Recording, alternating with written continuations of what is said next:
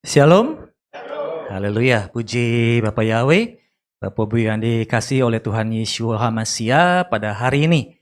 Kita akan kembali bersama-sama membaca dan memeditasikan akan kebenaran firman Tuhan yang akan kita baca sama-sama dari kitab Matius 13. Matius 13 ayat ke-16 dan 17. Kita akan baca sama-sama dari kitab Matius 13. Ayat 16 dan 17 ya. Kita akan baca seperti yang boleh tertera di depan sama-sama. Matius 13 ayat 16 dan 17. 3, 2, 1. Namun berbahagialah matamu karena melihat dan telingamu karena mendengar. Sebab sesungguhnya aku berkata kepadamu bahwa banyak nabi dan orang benar mendambakan untuk melihat apa yang kamu lihat, tetapi mereka tidak melihatnya, dan untuk mendengarkan apa yang kamu dengarkan, tetapi mereka tidak mendengarnya. Puji Bapak Yahweh, silakan duduk. Haleluya. Ya, pada siang hari ini kita boleh baca sama-sama tadi. Jadi ada 2 poin indera ya yang boleh kita baca, yaitu indera untuk melihat yaitu mata, dan indera untuk mendengar yaitu telinga. Dan puji Bapak Yahweh, pada siang hari ini kita coba fokus dulu kepada mata. Ya, kepada mata yang memang difungsikan untuk melihat. Ya, ada orang yang bilang bahwa mata itu adalah jendela dunia. Ya, karena kita kalau misalkan buka jendela dari di rumah, kalau kita buka jendela itu kita bisa, kan fungsi jendela kan untuk ini ya, memisahkan antara mungkin suatu ruangan dengan yang ada di pekarangan ya. Jadi ada yang bilang bahwa mata itu adalah jendela dunia. Maksudnya dunia kamar dengan dunia luar ya, dunia dalam dan dunia luar. Dan puji Bapak Yahweh, hari ini kita akan sama-sama kembali belajar tentang mata. Ya, tentang mata yang digunakan untuk melihat. Dan puji Bapak Yahweh, saya sedikit ulang kembali Bapak Ibu ya tentang khotbah yang minggu lalu. Karena sepertinya rekaman kita agak terputus yang live streaming ya. Tapi kalau misalkan mau didengarkan sedikit, bisa didengarkan di judul khotbahnya Sampah Masa Lalu ya. Jadinya itu bercerita tentang kondisi kita ya, tentang kondisi kita, posisi kita pada saat ini ya, posisi kita pada saat ini yang memang secara yang diposisikan Tuhan itu berbeda ya. Maksudnya bukan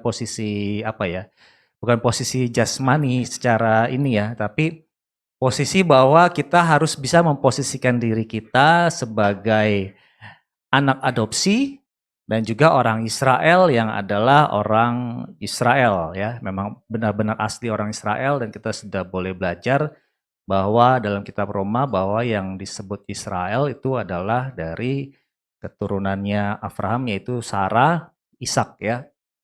Dan kita juga boleh belajar bahwa dari tulisan Israel sendiri itu punya makna ya, punya makna yang memang ada 3 orang bapa di situ ya, yang memang menggariskan keturunan daripada Israel ya. 3 bapa yaitu Abraham, Yitzhak, dan Yakub.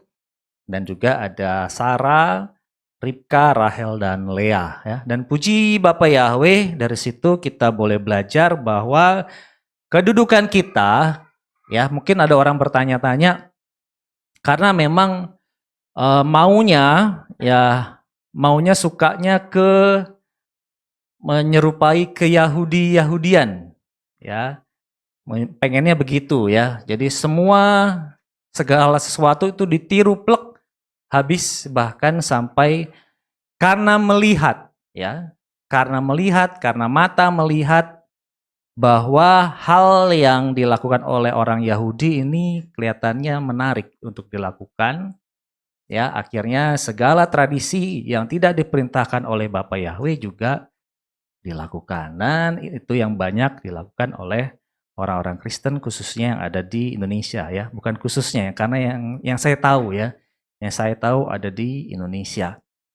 Dan memang Bapak Yahweh sudah menciptakan ini loh orang Israel asli. Inilah kita semua adalah anak adopsi ya. Jadinya mungkin kita berpikir, oh kok Tuhan membeda-bedakan sih? Ya, kok Tuhan membeda-bedakan? Kita ulang lagi Bapak Ibu dari kitab Efesus 1 ayat keempat ini ya. Kita sering belajar bahwa memang Bapak Yahweh itu sutradara agung. Jadi ya terserah sutradara ya, supaya ada cerita ya. Efesus 1 ayat 4 yang bagaimana Bapak Yahweh sudah menciptakan kita sebelum permulaan dunia. Sebagaimana di dalamnya Dia ya Bapak Yahweh telah memilih kita kapan? Sebelum permulaan dunia. Ya, sebelum permulaan dunia berarti apa? Sebelum ada cerita-cerita ke depan, ya. Sebelum permulaan dunia Bapak Yahweh sudah memilih kita untuk menjadikan kita kudus dan tak bercacat di hadapannya dalam kasih dengan menentukan kita sebelumnya sebagai anak adopsi. Ya, jadi memang sudah ditentukan ini kamu anak adopsi. Ya, kamu orang di luar yang disebutkan dari Israel itu adalah anak adopsi. Ya, mungkin ada orang yang di luar berkata tentang ini ya, apa? Israel rohani dan Israel jasmani ya. Kalau Israel rohani itu memang tidak ada apa ya ayatnya ya, ayatnya dalam kitab suci kita. Jadi yang tertulis adalah memang hanya anak sulung dan anak adopsi ya. Jadinya tapi mungkin orang berpikir kok adopsi konotasinya negatif ya. Tapi ya itu kita sebelum permulaan dunia sudah ditentukan sebagai anak adopsi ya. Masih bersyukur dijadikan anak adopsi daripada anak apa? Anak hilang. Ya. Masih bersyukur kita dijadikan anak adopsi. Kita boleh belajar kemarin bahwa kita dicangkokkan, kita dientenkan dari zaitun liar kepada zaitun yang asli. Dan Bapa Yahweh dalam Yeshua HaMashiach memang memiliki dua kandang ya. Satu kandang yang asli, yang satu kandang yang lain. Dan dari kedua kandang ini akan menjadi satu kawanan ya, kata kitab Yohanes kan. Dari dua kandang ini akan menjadi satu kawanan yang akhirnya ujung-ujungnya kembali pemimpinnya yaitu Yeshua HaMashiach ya. Jadi nggak perlu risau, nggak perlu, waduh, aku harus jadi orang Ibrani, aku harus jadi orang Israel, aku harus jadi orang yang segala sesuatunya harus Yahudi, Yahudi, Yahudi. Ya, jadi semua apa yang dilihat oleh mata mereka, seperti yang tadi kita baca, ya, ini adalah cerita tentang orang banyak di mana Yeshua mengadakan segala sesuatu, mengatakan segala sesuatu dengan perumpamaan. Jadi ada murid Yeshua yang juga orang Israel dan juga ada kumpulan orang banyak dan mereka bertanya para murid ini, kenapa Yeshua engkau mengatakan kepada orang banyak ini dalam perumpamaan ya. Jadinya nggak usah risau Bapak Ibu ya. Posisi kita nantinya kita akan kembali kepada satu kawanan dengan pimpinannya yaitu Yeshua HaMashiach. Jadi ceritanya memang sudah Bapak Yahweh bikin sedemikian rupa ya. Dan ceritanya ada apa namanya? Kalau misalkan dalam cerita ada istilah antagonis dan protagonis ya. Tapi kita semua kita berharap kita mengimani bahwa kita adalah orang yang pro ya, pro terhadap Bapak Yahweh ya, jangan yang antagonis. Antagonis artinya berlawanan ya dengan Bapak Yahweh. Sehingga apa?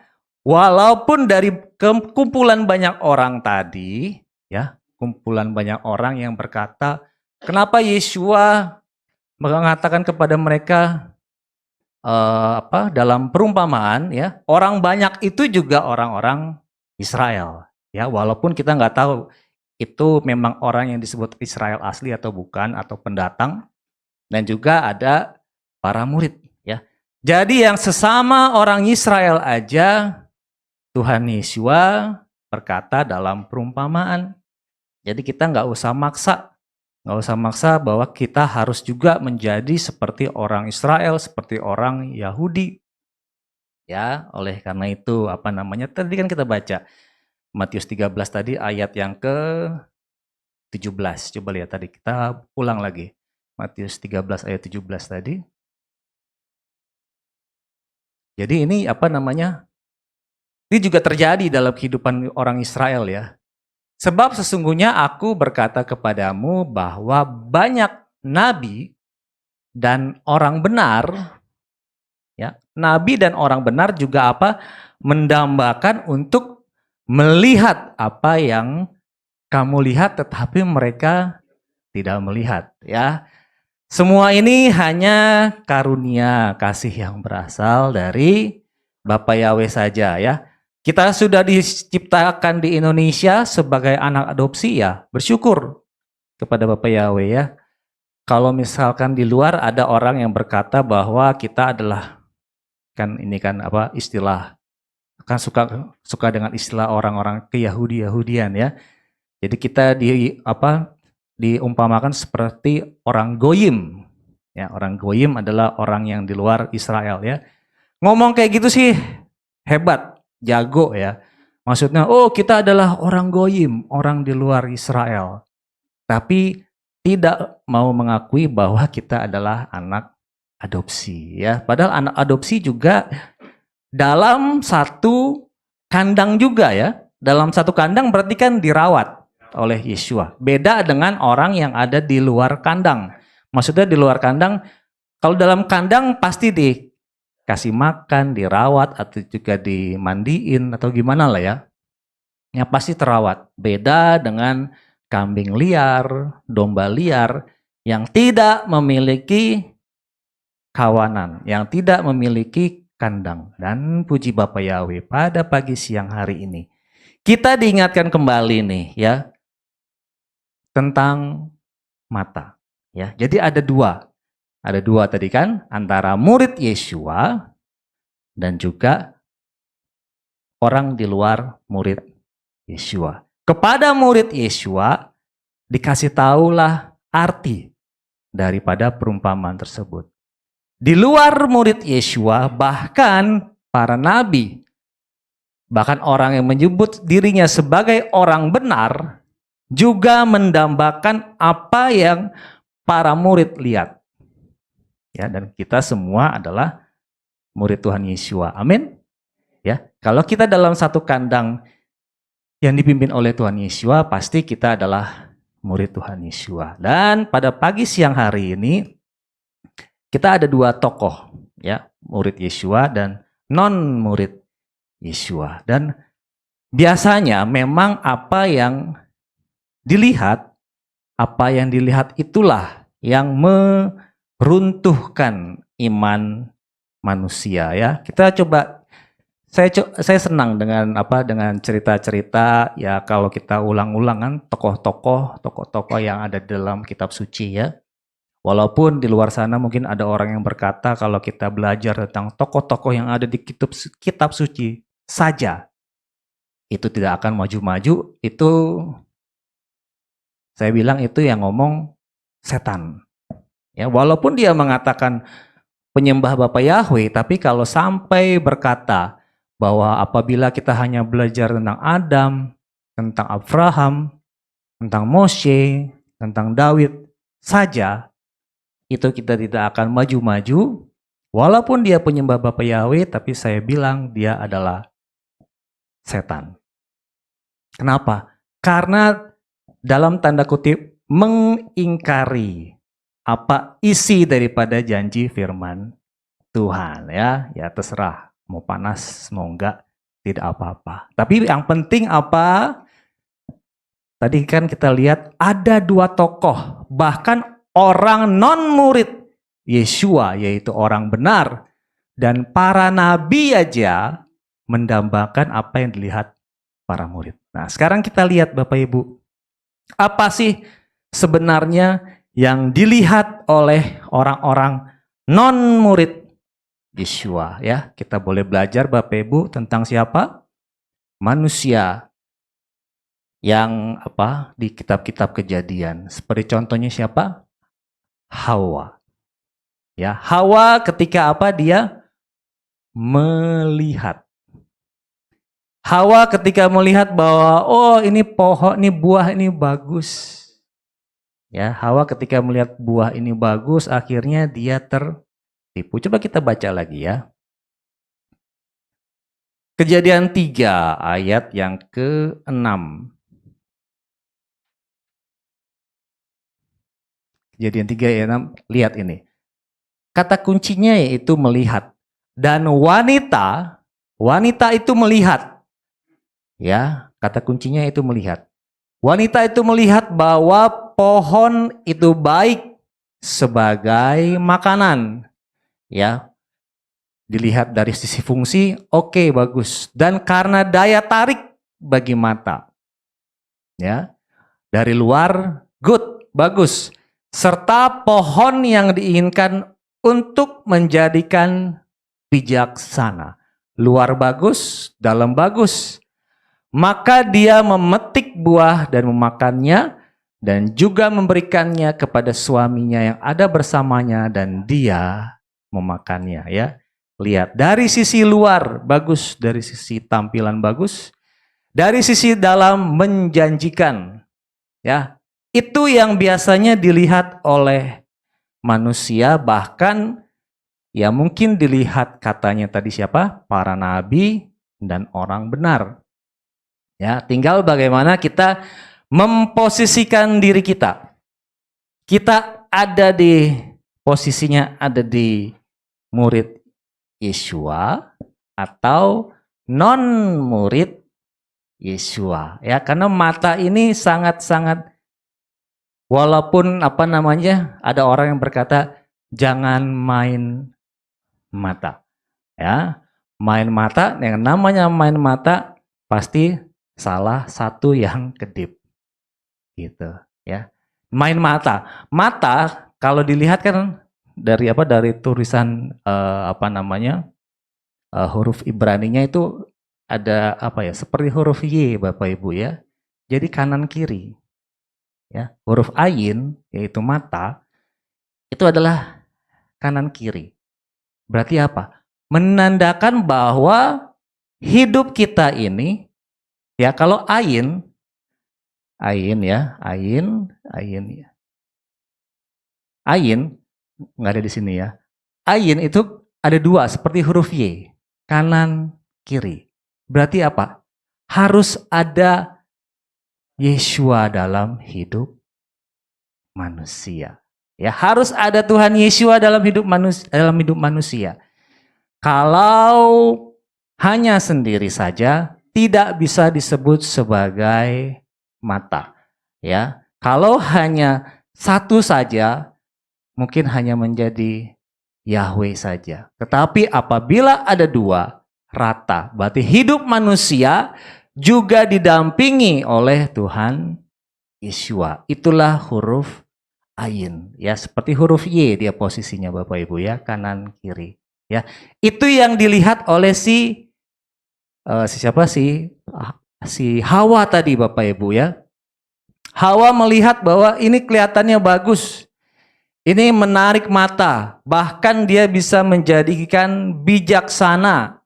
Oleh karena itu, karena cintanya, dia petik, lalu dia juga kasih sama Adam, sama suaminya. Dan puji Bapa Yahweh ya, ini adalah hal yang dilihat oleh orang non murid Yeshua.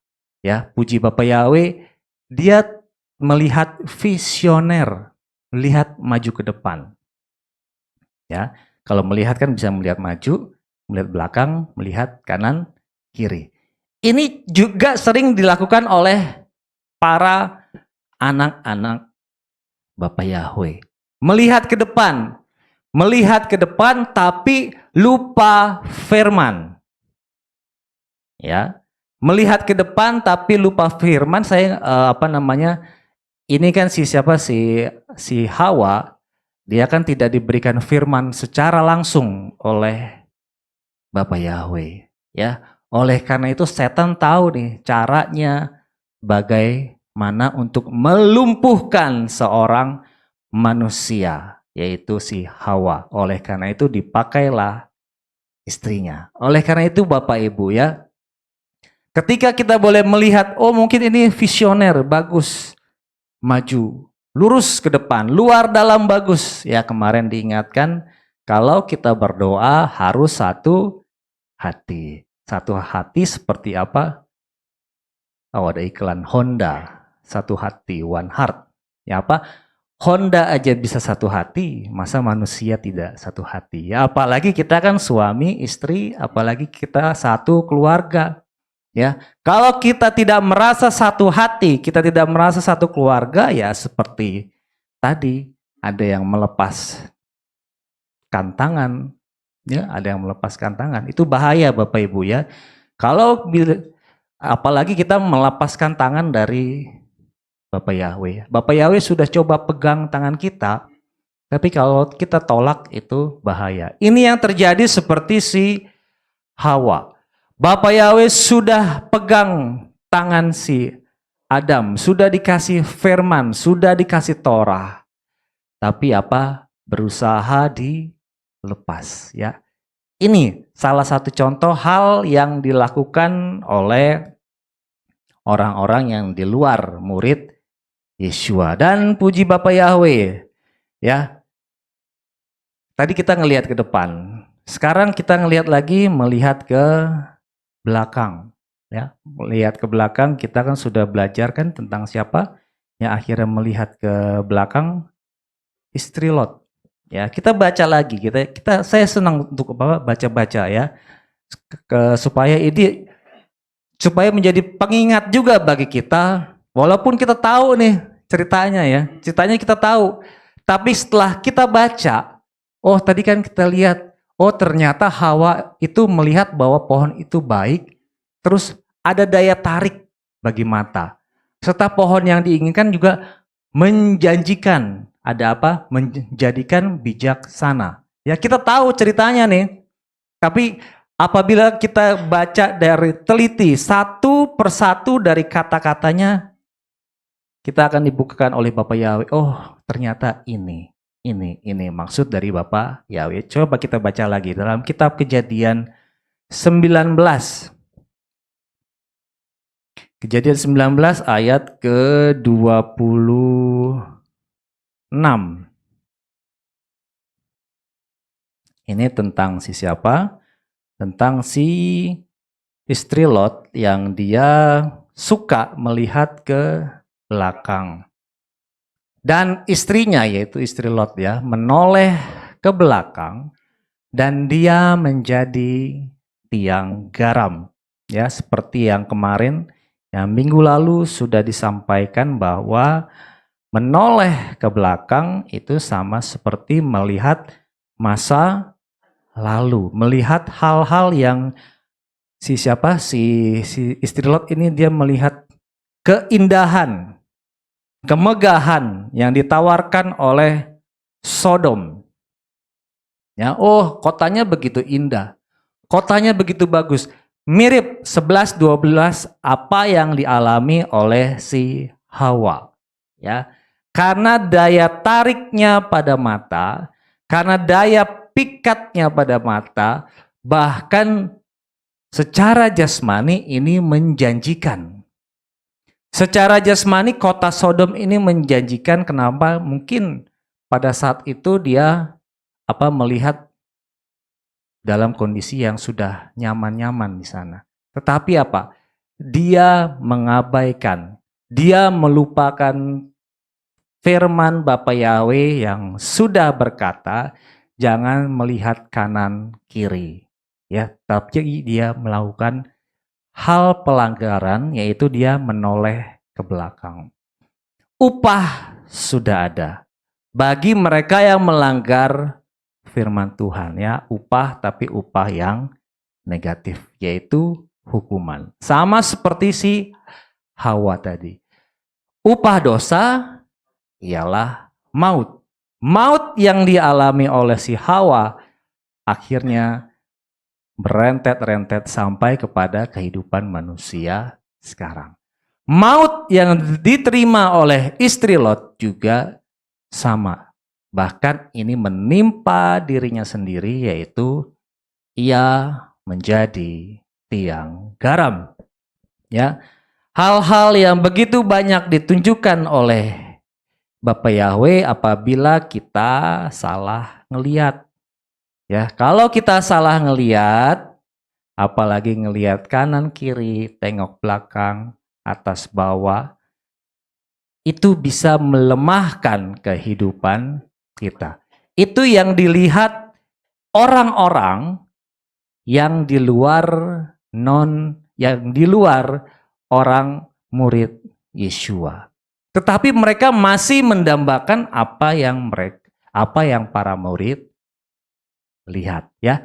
Sama seperti cerita-cerita kesaksian juga tadi kan. Sudah disampaikan tentang kebenaran nama Bapa Yahweh dalam Yeshua HaMashiach. Sudah disampaikan, tapi saya masih belum bisa terima nama Bapa Yahweh, katanya kan. Tapi mendambakan apa yang kita lihat. Ya, mungkin orang-orang di luar sana melihat, oh ini kok kehidupan GSI ada kok kayaknya bagus-bagus amat, ya. Kok kehidupannya diberkati, kok kehidupannya kayaknya mulus-mulus aja. Orang luar bisa melihat seperti itu. Mereka mendambakan apa yang kita lihat, tapi mereka tidak bisa melihat. Ya, ngerti maksudnya ya? Mereka mendambakan apa yang kita lihat, yang para murid lihat, yaitu Yeshua. Para murid melihat Yeshua, kita melihat Yeshua. Mereka mendambakan melihat Yeshua, tetapi mereka tidak bisa melihat. Ya, ngerti maksudnya? Jadi mereka pengen melihat ini, saya pengen melihat ini, tapi yang mereka lihat adalah saya. Ya, harusnya mereka pengen melihat ini, apa yang saya lihat, mereka harus melihat ke sini, jangan melihatnya ke saya. Tetapi itu yang terjadi zaman sekarang. Ya, pengen melihat hasilnya yaitu berkat. Pengen mendambakan hal-hal yang indah. Tetapi mereka tidak mau melihat. Kenapa kita bisa diberkati? Karena kita melihat ini. Ini saya umpamakan sebagai sumber berkat ya. Mengapa mereka melihat kita diberkati? Karena tapi mereka tidak bisa melihat bahwa saya sedang melihat sumber berkat, ya. Itu yang terjadi pada zaman sekarang, bahkan dulu pun sudah terjadi. Akhirnya apa? Yeshua hanya berkata-kata dalam perumpamaan. Ya, bahkan ini pun sudah juga terjadi seperti yang dialami si Petrus. Kita kan boleh melihat kan Bapak Ibu cerita tentang Petrus yang mana dia melihat Yeshua berjalan di atas air. Tetapi apa yang dia lihat? Yang dia lihat apanya? Anginnya. Ya, coba kita baca ya, coba Matius 14 ayatnya yang ayat ke-28 dulu ya, 28 29 selanjutnya. Matius 14. Dan sambil menanggapi, Petrus berkata kepadanya, "Tuhan, jika itu Engkau, suruhlah aku datang kepadamu di atas air," ya. Jadi gini, Petrus, "Tuhan, jika itu Engkau, suruhlah aku datang kepadamu di atas air. Lanjut. Dan dia berkata, datang, ayo sini datang. Ada gerakan. Ya, si Petrus ini kan ininya apa namanya, ambisinya besar dia, maksudnya imannya juga besar. Dan setelah turun dari perahu, Petrus berjalan di atas air untuk datang kepada Yesua. Tapi apa yang dilihat? Yang dilihat adalah angin kencang. Ia ketakutan dan mulai tenggelam. Ia berteriak sambil berkata, Tuhan, selamatkanlah aku. Ini yang terjadi sekarang. Tuhan, selamatkanlah aku, orang-orang yang ada di luar para murid. Tuhan, berikan aku mujizat. Tuhan, berikan aku jalan keluar.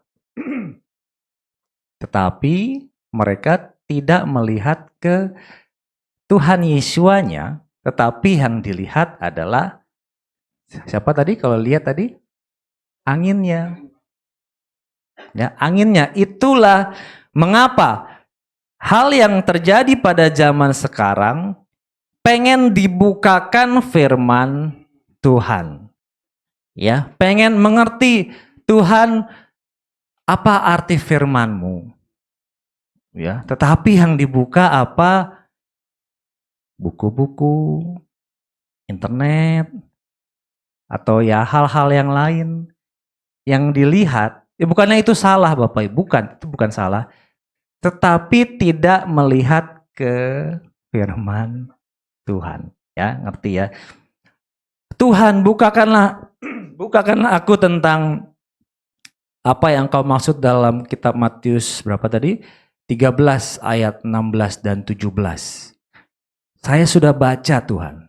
Bukakanlah Tuhan maksud firman-Mu. Tapi yang dilihat di Google di internet. Apa arti dari kitab Matius 13 ayat 16 dan 17? Ya. Nangkep ya. Jadi dalam hati berkata, Tuhan bukakanlah aku maksud dari kitab Matius 13 ayat 16 dan 17. Dalam hati, bagus. Tapi dalam tindakan, dia cari di Google, di internet. Ya, ada istilah jaka sembung bawa gitar. Nggak nyambung jreng. Ya, apa maksudnya? Meminta kepada Bapa Yahweh, tapi dalam tindakan tidak benar-benar mencari kepada sumber kebenaran. Oleh karena itu Yesua hanya berkata-kata dalam perumpamaan. Ya, Tuhan Yesua, kita kan sudah diangkat sebagai anak. Tetapi harus diangkat sebagai anak itu harus harus dibaptis, tapi dibaptis juga kan ada syaratnya kan? Harus dengan nama yang benar, ya, baptisan yang benar adalah harus dengan nama yang benar, dengan cara yang benar, dan dengan orang yang benar, ya. Kalau dari itu, apalagi yang paling vital, kalau namanya tidak benar, jangan harap Bapak Yahweh mau buka, ya. Seperti yang sudah lalu-lalu kan, baptis mereka dalam nama Bapa Yahweh, dalam Yeshua HaMashiach, dan dalam Roh Kudus. Saya ini adalah Bapa. Saya ini juga anak. Dan di dalam saya juga ada Roh Kudus. Jadi saya bertanya-tanya, baptis mereka dalam nama Bapa, oke. Dalam nama Yeshua HaMashiach, oke. Itu Bapa Yahweh dalam Yeshua HaMashiach, itu sudah Roh Kudus. Sekarang dibaptis lagi dan dalam Roh Kudus. ditambah-tambah. Itu yang dikenal sebagai nama baptis pembaharuan. Ya benar, pembaharuan, dibaharui dengan firman yang lain, ditambahin, ya, ditambahin dan dalam Roh Kudus. Berarti apa? Tidak mengakui Bapa Yahweh dalam Yeshua HaMasiah itu adalah Roh Kudus. Padahal Yeshua berkata apa? Aku akan mengirimkan Roh Kudus yang dalam namaku, ya. Tetapi kok dan dalam Roh Kudus lagi, ya. Ya gitulah. Supaya orang kan kalau misalkan saya jadi kita kalau dalam pekerjaan Bapak Ibu misalkan unit ini shutdown nih, unit ini rusak atau mati nih. Kita harus dalam waktu 24 jam kita harus bikin report kenapa unit ini bisa mati. Ya. Ya dasar teman saya mungkin supaya kelihatan keren gitu ya, kelihatan keren, dibikin sampai berhalaman-halaman, 3-4 halaman. Begitu sampai ke user, jadi 1 halaman aja. Ya, akhirnya apa? Sakit hati. Kok gue udah bikin banyak-banyak kok jadi diringkes hanya dalam 1 halaman. Ya, jadi Tuhan Yesus sudah perintahkan baptis dalam nama Bapa, Anak, dan Roh Kudus. Nah, itulah yang terjadi. Ditambah-tambah supaya keren. Padahal ketika kembali ke user, yang diminta hanya 1 halaman. Ya. Jadi nggak usah neko-neko Bapak Ibu ya. Supaya apa? Supaya kita bisa melihat apa yang sedang para murid lihat. Ya. Saat itu para murid sedang melihat Yeshua. Ya, orang lain mendambakan melihat Yeshua, tetapi mereka tidak bisa melihat ya. Hal ini sungguh bisa terjadi dalam kehidupan kita Bapak Ibu ya. Bahkan dalam para murid juga ketika Yeshua baru bangkit dari kematian pun, para murid juga tidak sadar kan? Bapak Ibu ingat kan ceritanya? Bahwa para murid ini juga tidak sadar bahwa pada saat itu mereka sedang berbicara kepada Yeshua. Ya, coba kita lihat dalam Lukas 24. 24 ayat 13 dulu deh, 13 sampai 16 dulu. Ini ceritanya di depan. Para murid sedang berjalan ke Emmaus ya.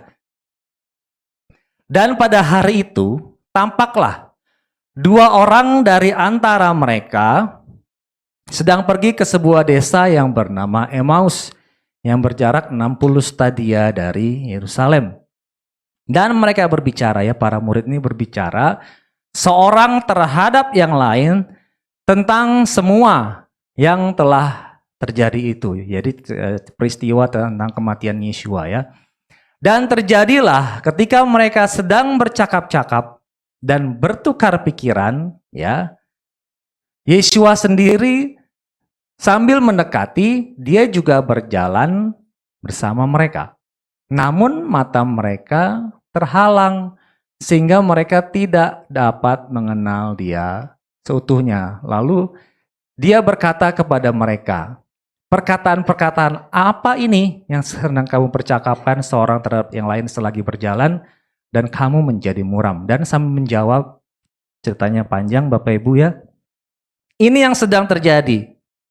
Ya, ada satu selubung dalam kehidupan yang dinamakan oleh orang Israel jasmani.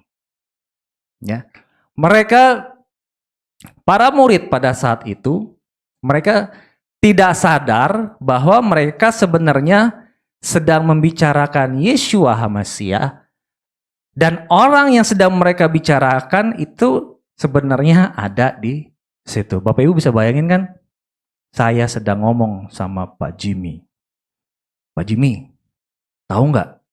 Si Pak Jimmy itu gini loh. Si Pak Jimmy itu kemarin makannya bubur loh. Pak Jimmy kira-kira gimana? Ketawa. Ya, ngerti ya maksudnya ya?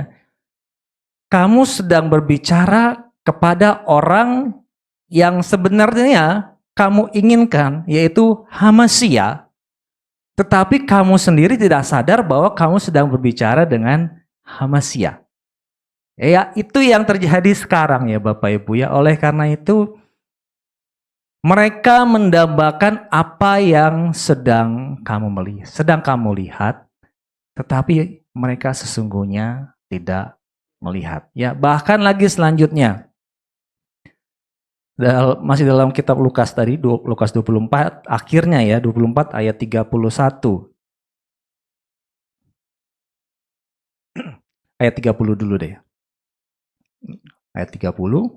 Dan terjadilah waktu Yeshua duduk makan bersama mereka, setelah mengambil roti, dia memberkati, dan seraya memecah-mecahkan, dia memberikannya kepada mereka. Kenapa? Karena mereka melihat. Ini caranya Yeshua dalam memberkati makanan. Akhirnya apa? Terbukalah mata mereka, dan mereka pun mengenal dia seutuhnya.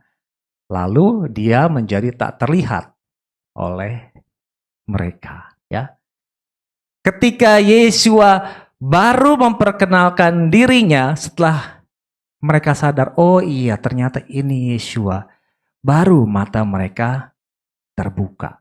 Ya, sama seperti kesaksian-kesaksian yang boleh kita lihat tadi Bapak Ibu kan, pengen kesembuhan, pengen keberhasilan.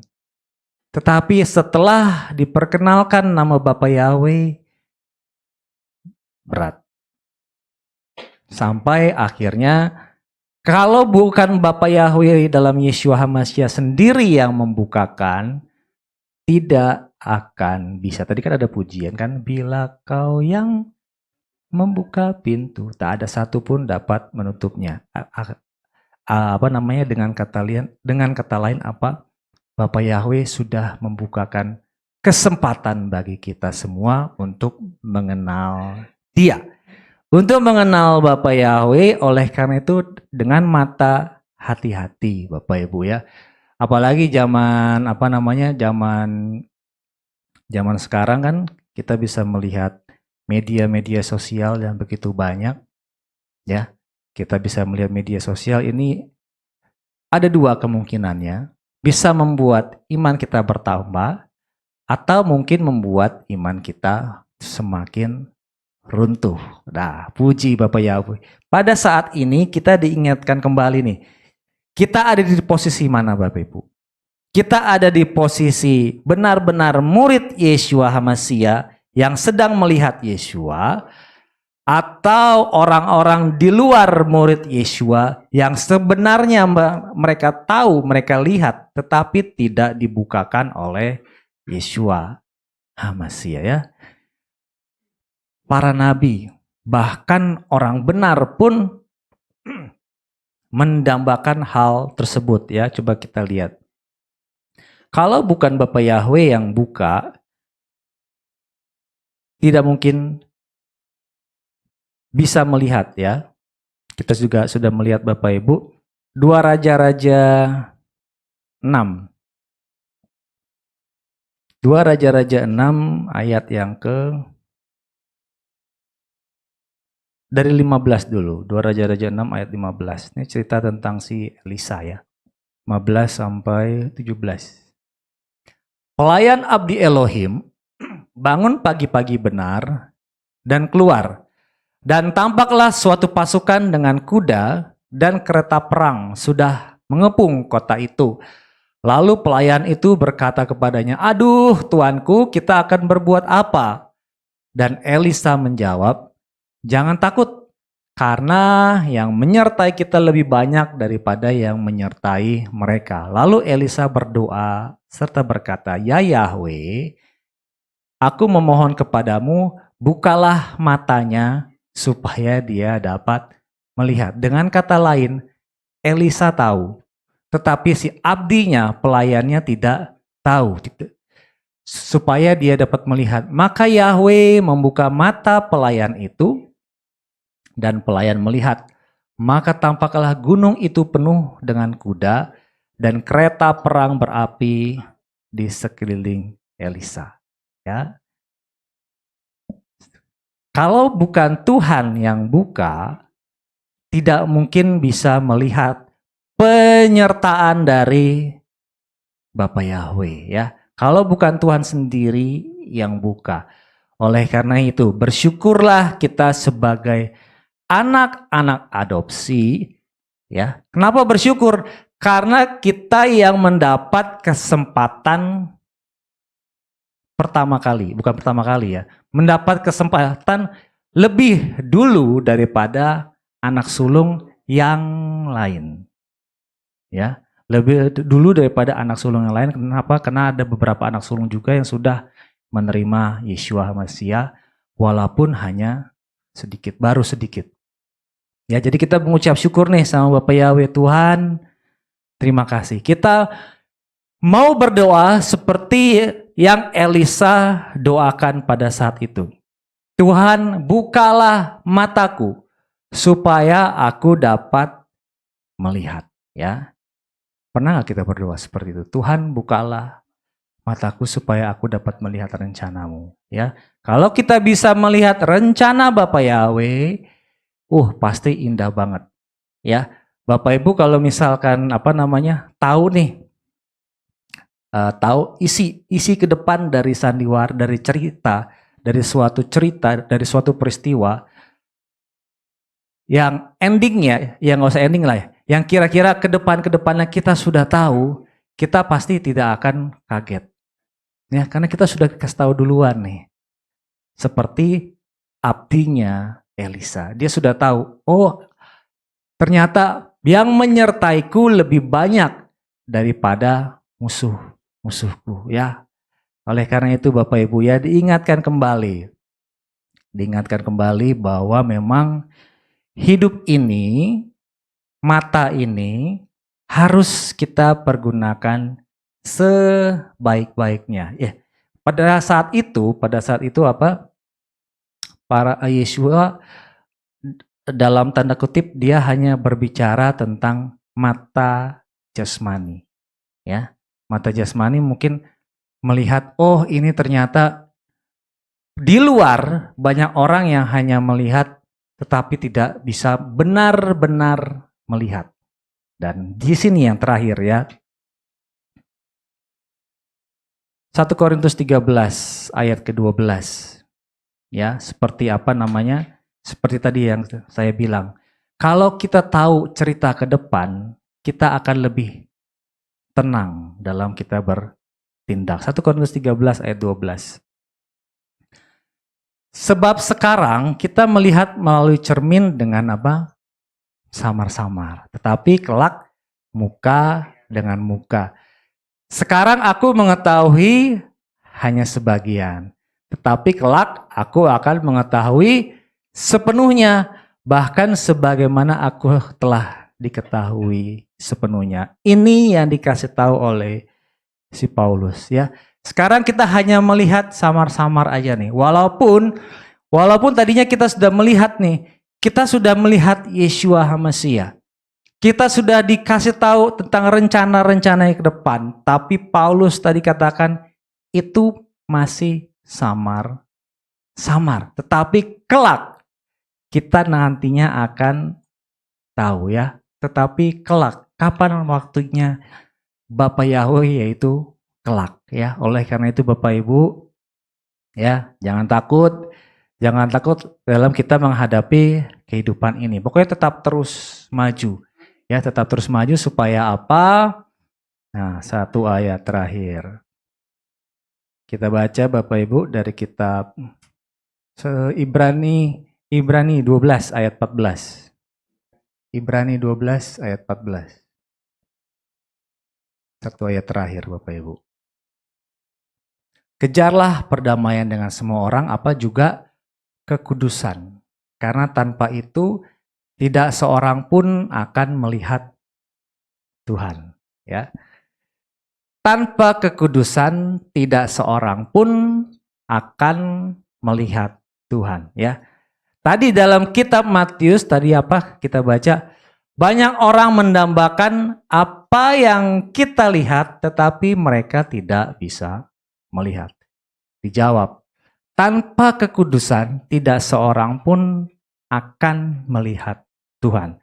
Kita sudah melihat Tuhan. Kita sudah dikasih tahu tentang nama Bapa Yahweh dalam Yeshua Mashiach. Kita sudah melihat Bapa Yahweh dalam Yeshua Mashiach. Tetapi dijawab, tanpa kekudusan tidak seorang pun akan melihat Tuhan. Dengan kata lain apa? Kalau hidup kita juga tidak kudus, hak kita untuk melihat Tuhan juga tidak bisa ya. Oleh karena itu, pada pagi siang hari ini kita diingatkan kembali oleh firman Bapa Yahweh, intinya apa? Kalau kita mau melihat Tuhan, kekudusan. Walaupun mungkin orang pengen melihat apa yang kita lihat. Kita sudah melihat Tuhan, tapi apabila kita tidak hidup kudus di hadapan Bapa Yahweh, Tuhan juga akan menghilang dari hadapan kita ya. Puji Bapa Yahweh, ini firman Tuhan yang sudah boleh dibagikan kepada kita, bagi kita semua. Pakailah mata kita untuk hal yang benar. Mata jasmani maupun mata rohani kita. Supaya kita bisa tetap dibenarkan dan dikuduskan dalam kemuliaan Bapa Yahweh. Haleluya.